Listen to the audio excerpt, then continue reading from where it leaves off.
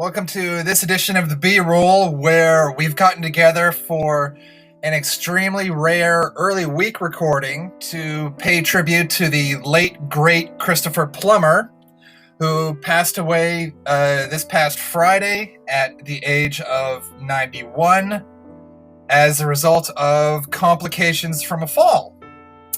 Oh,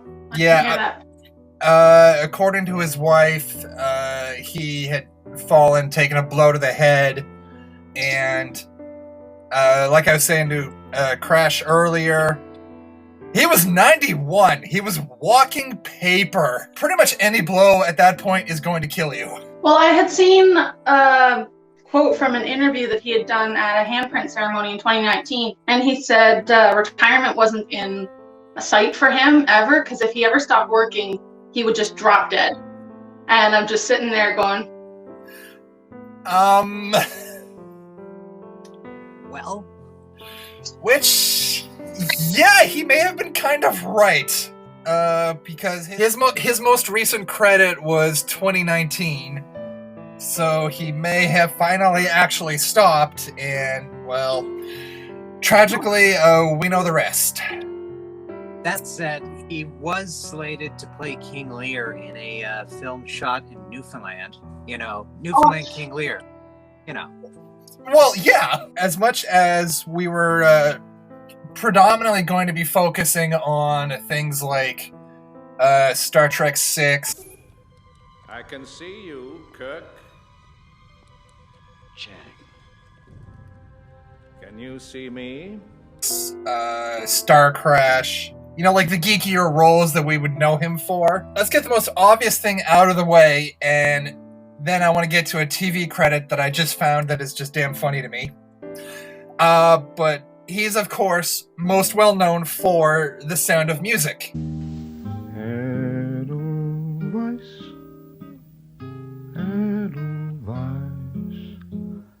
every morning you greet me, small and white, clean and bright, you look happy to me, Oh, I thought it was Rockadoodle. Ladies and gentlemen, the King! Let me be your rooster, and let me roost with you. Him! Let me be your rooster, let me hear your sweet voice. Get him out of here! Damn. I'm way off. see, everybody always says that, you know, Sound of Music, that's what they most know him for, but no, for me growing up, it was Star Trek. Yeah. You know, Shakespeare, you know, you should hear Shakespeare in the original Klingon. That's what I grew up knowing him for. And then I think it wasn't until like grade 6 or 7 that I actually got to see Sound of Music. And it's like, why do I know him? Go home, ask mom, why do I know him? Oh, remember that thing? Oh, yeah, okay, I got it. So that's more so the second thing. Or third, if you count Knives Out now. That comes to mind. But, you know, as much... That'd probably be better in his mind because of his most obvious disdain of Sound of Music. What was it that he named it? Sound of Mucus, was it? Sound of Mucus, yeah. And he's Oh, not that's wrong. amazing. Yeah. No, I was going to say, his relationship with that movie is almost like a milder version of Roger Moore's relationship with A View to a Kill. Like, Plummer did not like The Sound of Music, but he was also grateful for what that movie did for his career. Oh, yeah. Roger Moore did not like A View to a Kill. He just also, I don't think, was willing to admit he had actually done the movie. Yeah. Every actor has a pool house. Yeah. It paid for the pool in the pool house. Don't worry about it. And also with The Sound of Music, when I was looking through the Christopher Plummer trivia, there's a bit of a Christopher Lee and Lord of the Rings vibe, because, like, you know, like we know the famous story about how Christopher Lee was like, no, that's not what a knife sounds like when it goes into a man. In Plummer's case, it's that he had actually met Maria von Trapp. He had apparently met her as a child. Random. Yeah, oh yeah. No, like there's a lot of that just totally random that just also absolutely works in his favor. And also, like we mentioned Rockadoodle, which just look it up because it's just funny. But I found a TV credit that he had that is just ironic and kind of perfect for him. He did an episode of the 4th season of The Cosby Show called Shakespeare, which... Like, it's either him or Kenneth Branagh in terms of modern-day ambassadors of Shakespeare. I mean, like, you know, he was the go-to for decades. That's why he was Chang. Yeah, well, partly that, and I think what also may have been a factor there is Plummer was of course theater trained and had worked Stratford. And who wants to guess who his understudy was when he did King Lear? Yes. I saw that wonderful. Good old William Shatner. Like, I'm very entertained by the fact that Shatner, who of course has a very mockable performance form, was literally his understudy and got his big break when Plummer was sick one night. And it's just, you know, I almost, there's no point talking to William Shatner about anything. He's not talkable anymore. But I really would have loved to have asked Christopher Plummer about Shatner's acting style. Just be like, did he always do that? Did you tell him to do that? Well, I think the documentary The Captains that Shatner did, that it's been a while since I've watched it because I ended up doing an essay on it, but there was one point where they did sit down and talk together about Star Trek, yes, but also their shared experience with Stratford. So I'm gonna have to revisit that because it was really nice to actually kind of watch the two of them. Don't know obviously what it was like behind the camera, but yeah, it's definitely a clip to look into if one's curious.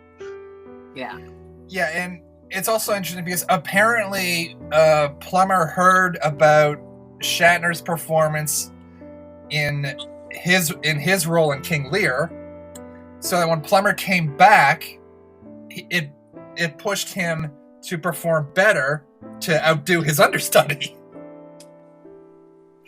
And then also with his work as General Chang, there's the dinner scene in Star Trek VI where toward the end of the scene Plummer has the line as Chang, "We need breathing room." And Kirk immediately goes, Earth, Hitler, 1938. I beg your pardon? And Chang looks at him with just this, what the fuck?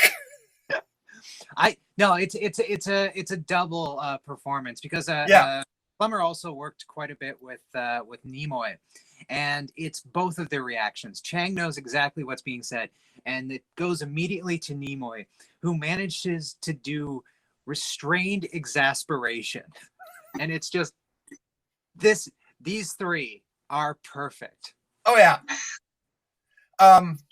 No, I was watching Star Trek VI on Saturday night, like after the news broke. I got to that scene and I'm going, I'm not sure if Plummer is actually acting here.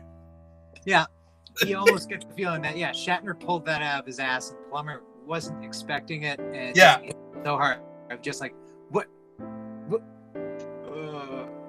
And kudos for Nimoy for either staying in character or just being like, I knew Shatner would do something. I knew it. One of the main reasons I brought up that Cosby Show appearance earlier is simply because there's probably two ways that best describe Plummer's acting resume just in general. Shakespeare or wait, what? or Shakespearean wait what, such as his truly iconic performance as a living tutorial mechanism in Skyrim. I love that tutorial. Oh yeah. like it's almost so telling. Shakespeare and everything else. and everything else. But yeah, it's so telling that if actors sometimes end up in video games for one reason or another. You were saying that he reprised Chang in a few Star Trek video games, but it's so telling and apt that Canada's arguably greatest actor would end up in essentially the most successful video game of all time. It's like, any video game? No, the most successful one of all time. No dicking around. No, and like he's just there. I don't think he's ever brought it up because I didn't even know that until today. Yeah, he plays the leader of the Greybeards. He teaches you how to shout. Like that? Oh, and to bringing in a theater trained actor for that is just kind of perfect. I mean, it's like, this part has to have gravitas. Who do we have booked? Well, we've got Saul from Battlestar Galactica. That's good. Who can we do better? Christopher Plummer? Where the fuck did that come from? I mean, that said, I'm pretty damn sure Max von Sydow's in that game as well. So another good one. No doubt. And also, speaking of Max von Sydow, there's also the simple fact that if you're a theater-trained actor, like a Max von Sydow or Christopher Plummer, at some point, you did a terrible 80s sci-fi movie. Because Star Crash? Mwah. It could have been worse. It could have been worse. I spent the morning going over in my head how I would talk about Strange Brew, and then I realized I was thinking of Max von Sydow. Wrong old white guy. I mean, with Star Crash, you have something that is a blatant Star Wars clone. Blatant. Which is funny because Max ended up in Star Wars later on. Yeah. And it not only has David Hasselhoff, it has a David Hasselhoff lookalike. And then there's Christopher Plummer playing a benevolent, yet from the way he's doing it, incredibly drugged out emperor. You know something, my boy? I wouldn't be emperor if I didn't have some powers at my command.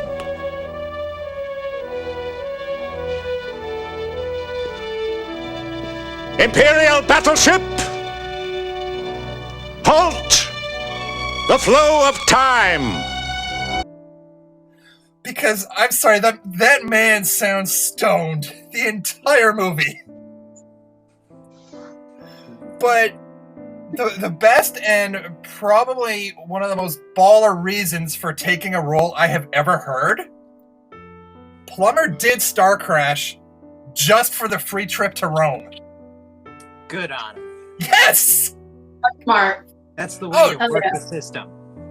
Oh yeah, no, that was beautiful. Also, Plummer was a guy who was very much up there with your John Rhys Davies or Anthony Hopkins, where if you need a narrator, you goddamn hire this man. Mm-hmm. Perfect narrative voice. Oh yeah. Perfect. Because if you grew up with the Madeline series of animated films, you grew up with Christopher Plummer. And more recently, we have to take a second to touch on All the Money in the World. Well, you'll be happy to learn that there are some new developments. which will enable us to finally help our little Paul. So glad to hear it. My tax attorneys have discovered that while ransom payments are not deductible under the tax code, I could write off the interest if I loan the ransom money to my son. Yes, proof Yeah. that this man was not only quality, he was a workhorse of quality. So the decision was made December 22nd in 2017 to replace Kevin Spacey in All the Money in the World. Now, Kevin Spacey is the main character. He's the protagonist. And so this is the kind of reshoot that would take months and months and months, and then, you know, probably a lot of editing work to get around it. It would just be a nightmare. He managed in roughly 3 weeks to completely refilm the entire movie, and then he earned a Golden Globe, a BAFTA, and an Academy Award nomination for his performance. We stand. I mean, like on the one hand, yes, he had seen the script like well beforehand. Oh yeah, he was. Yes, he was. In a different he already had this character down, and they essentially just expanded the character into a main character. But what the fuck? Yeah, that should have been an immediate ground for failure. That it succeeded wildly is possibly his greatest legacy as a performer. Just damn. And that's not counting how he almost stole the show in Knives Out, which is just an ongoing 2.5 hour long fight between people trying to steal the show. Pay attention now. Your mom is still undocumented, and if this is your fault, she'll be found out and at best deported, and your family will be broken. But we're not going to let that happen, are we, huh? But you have to do exactly what I tell you. Will you do this, Martha? He doesn't appear after like the first 20 minutes. like he's not only 20 minutes before he's barely in the movie, really. He's sitting on a couch for like 90% of his performance. Yeah. But he still created he left such an impression as well. Not just because of how the other characters interacted with him or whatever have you, but just those moments where he was on screen, he was the center of attention. Like, not just because it was Christopher Plummer that your eyes were drawn in, but just how he performed that character. Just the sort of comfort, I suppose, in that sort of penultimate moment for him. And it's just, you kind of leave there going, wow. I mean, that he was basically the crowning jewel of the cast, even though he wasn't there for very long. So well, it's funny because like his character, though his character dies early, he almost becomes the setting itself. Like somehow Christopher Plummer managed to channel such a beautiful performance that seemed so organic and so simple that when I see the Knives Out chair, I think of Christopher Plummer. Like, he managed to imprint a character on a chair that he never sits in the movie. What kind of fuckery is that? That's Christopher Plummer. Yeah, no, like this man had such a presence that if you hear that Christopher Plummer's in the movie, you may not be actually interested in the movie anyway, but you're still going to go see it just to see what this man would do. I mean, there are limits to that. I wouldn't say sit through Alexander just to see his Aristotle, but I mean, there's other reasons to watch it as well. Yeah. And also, you know, like we said, some of his film choices were just, wait, what? Like, he did 2 animated Lovecraft movies. Lovecraft, this is extraordinary. We stand on a precipice, an entire new world to explore right at our fingertips.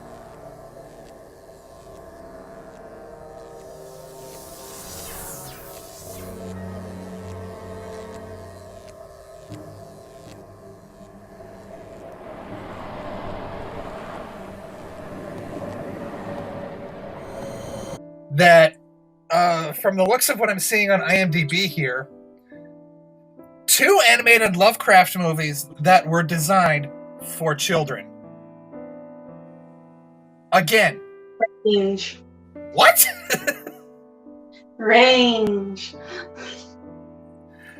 He played Dr. West in Howard Lovecraft and the Frozen Kingdom, and Howard Lovecraft and the Undersea Kingdom. Apparently it was some kind of World Kingdom tour. I don't know. The worst part is I think I haven't even seen this, and I know exactly what oh my god. Those are not for children.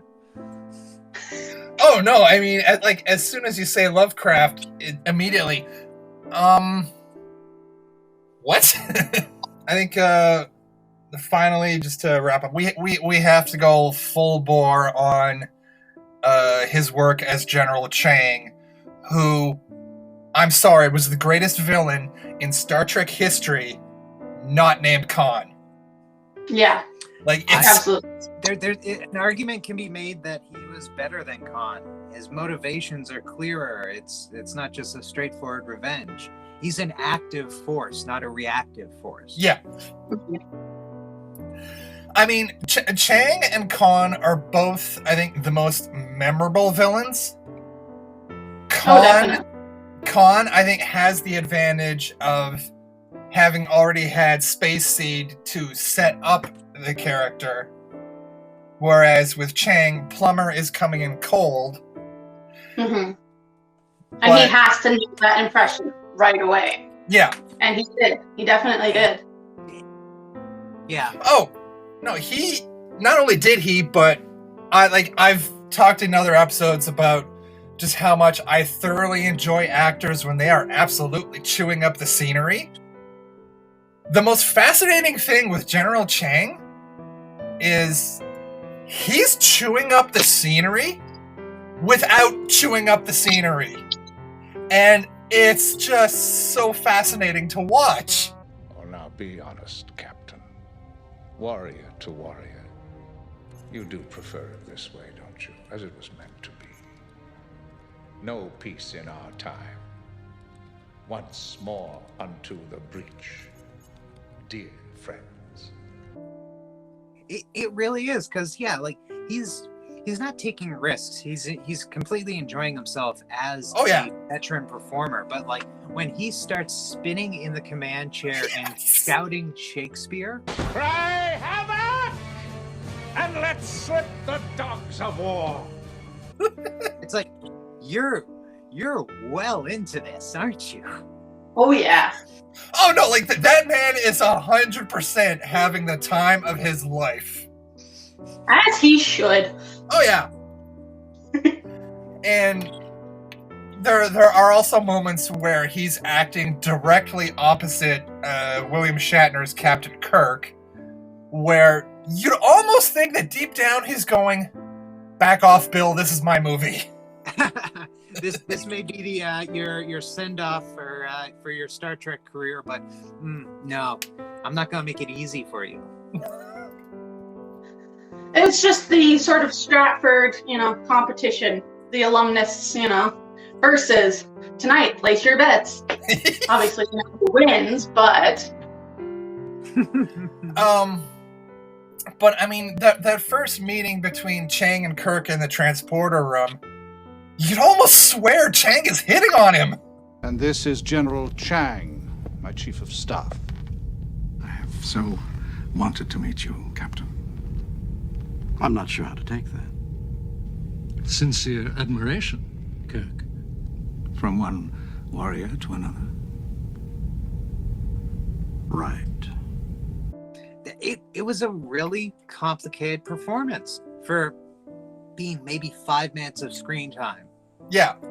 And that's possibly the richness of him. And you completely see why, the reason that he hated Sound of Music is they spent months trying to find a richness in the characters and just concluded that Captain What's-His-Nut is not a very interesting character. Everything's very shallow about that character. and you get the feeling that really portraying a character of worth that is merited to his performing abilities was a real badge of pride, and if it didn't work out, shame for him. He hated not having a character he could sink his teeth into. Which I mean, you can't. You want, yeah, that's what we want in characters, to find relatability, to find something within us or that reflects something that's worth keeping our attention. Because if it doesn't keep our attention, why should we watch it? So for him, if there's nothing there in the character to find that he can latch onto, then why should he care? Yeah, no, exactly. Absolutely. Because it goes both ways. Yeah, and even just the smaller things, like even just the look of Chang. Chang apparently originally was supposed to have hair. That's weird.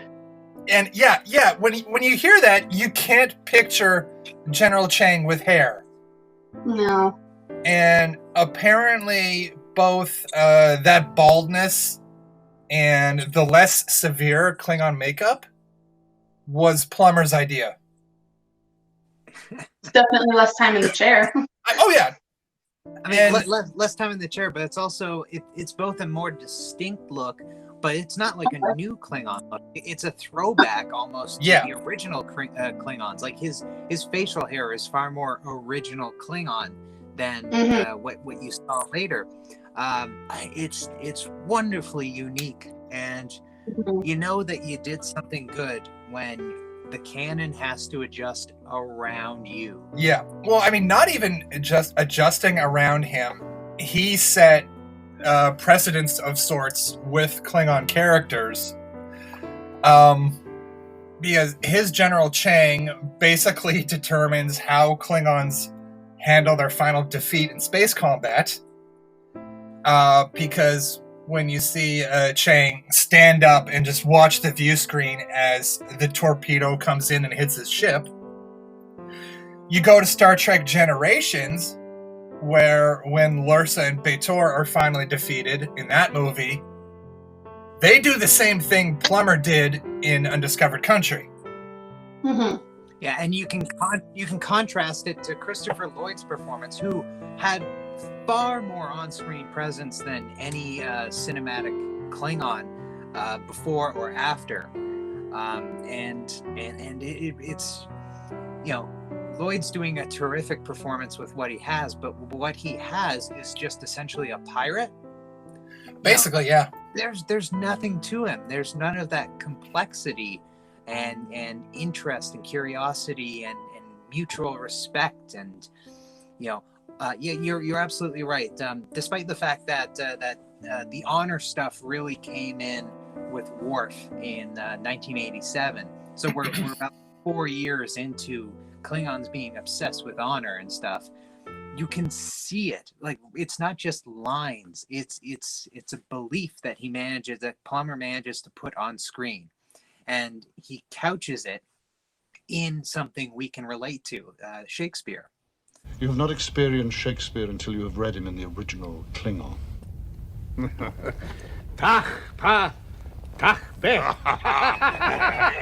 So it becomes not his honor, it's the honor of Falstaff getting shit on by Henry V.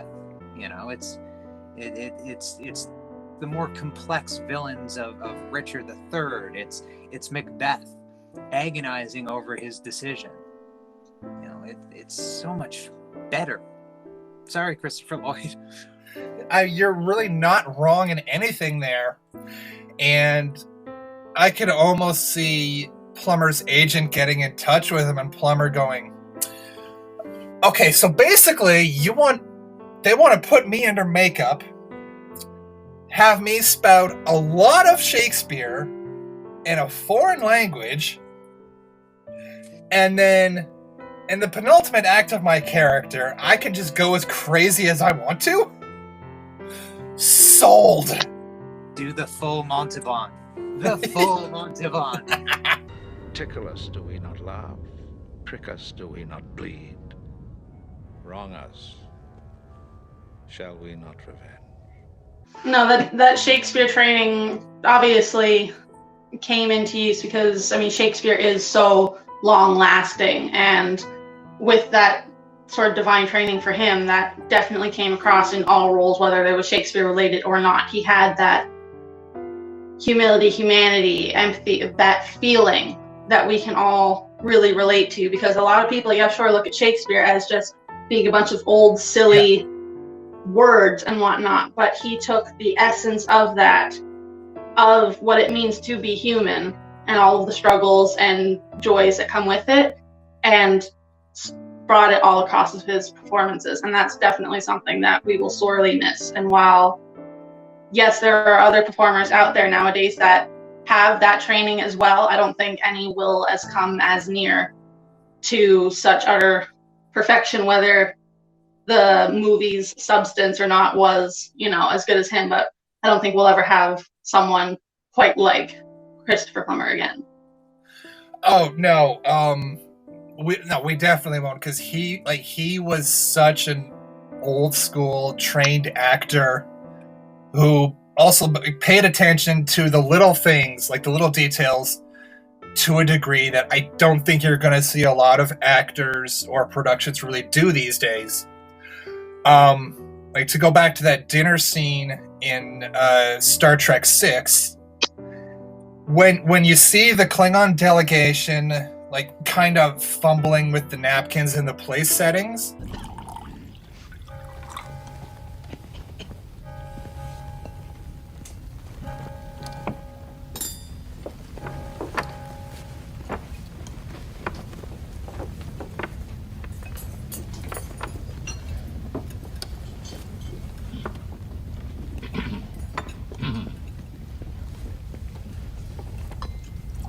Plummer is the only one who takes the moment to have General Chang look at the human side, the Starfleet side of the table, see what they're doing, and go, "Oh, I'm supposed to do this," and then you see him take the napkin out of the ring and so forth. Like, just that little bit of detail. Mm-hmm. It's funny how much like menace he has in that, because it means that he's paying attention. He's an incredibly strategic character, to the point of making sure that he's even watching you do this. What else is he watching you do? Exactly. And I think I'm gonna leave with a recommendation, which is there was a TV series that he did in 2019 called Departure. Listen, I'm gonna be late. You put me on another flight. I love you, baby. There's been an incident. A 950 has disappeared over the Atlantic. I'm sorry, Howard. I need you. You're the only one who can find this plane. Is it strange that there was no mayday of any kind? It could have been a hijacking. Somebody on board wanted that aircraft to disappear. They found debris. No, a survivor. It was our miracle survivor, our prime suspect. This is an interrogation. What are you accusing me of? It wasn't an accident. Terror caused this crash. It could look like an act of war. The van's following us. People went to great lengths to cover up what crashed Flight 716. I go where the evidence takes me. It's not possible. We need to hear what happened on that flight. We need to find the truth.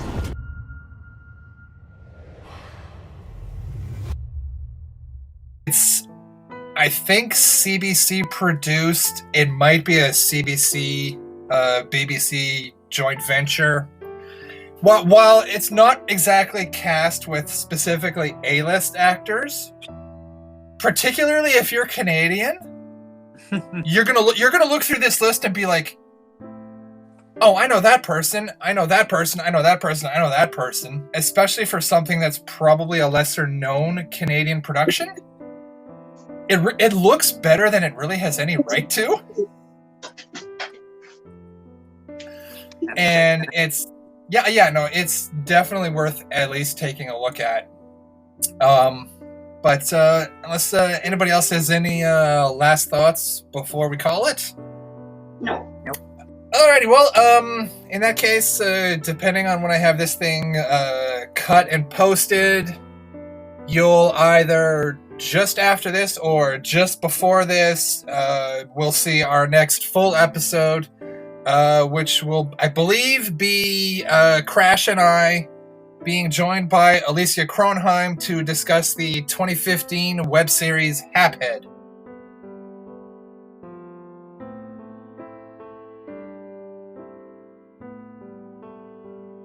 Don't forget to hit those like and subscribe buttons, share this video with your friends, and drop us a line anytime you like.